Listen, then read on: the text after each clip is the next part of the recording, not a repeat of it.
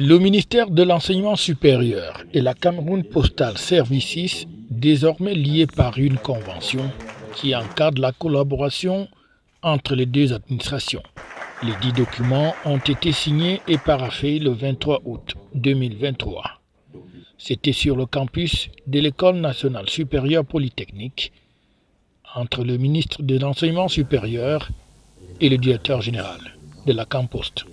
Pour le contexte de cette convention, le ministre d'État, ministre de l'Enseignement supérieur, a expliqué le pourquoi du comment. Nous sommes très heureux d'avoir signé cette convention parce qu'elle matérialise la digitalisation effective du service postal au Cameroun. Et vous savez que nous tous, nous avons besoin de cette digitalisation qui permet d'optimiser le rendement et l'efficacité dans ce domaine de compétences. La raison pour laquelle nous sommes très heureux, comme je l'ai dit, d'avoir pu signer cette convention en présence de Madame la ministre des Postes et Télécommunications, qui est la tutelle technique de Campost.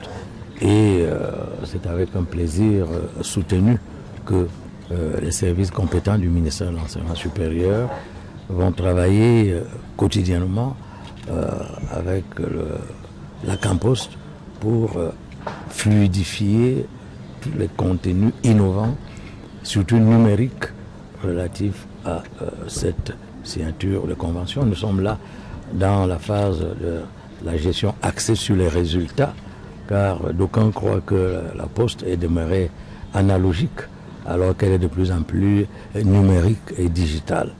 Les services traditionnels de la Campost, mais aussi la digitalisation, voilà donc des champs qui intéressent le ministère de l'Enseignement supérieur, tant au plan national qu'international.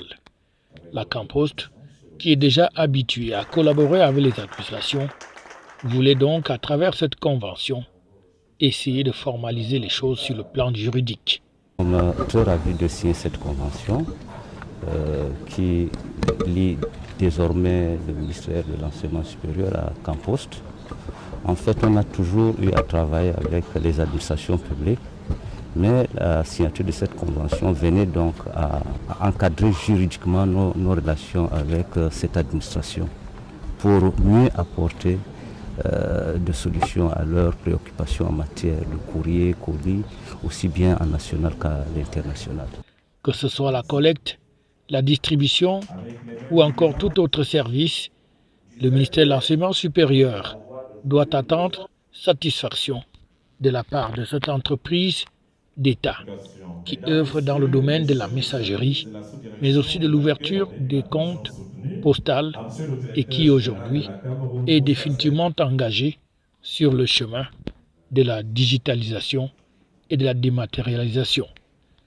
Le MINSUP, qui a de nombreuses représentations, tant au plan national qu'international, a désormais son service courrier qui sera de plus en plus bien assuré et entretenu grâce à cette convention.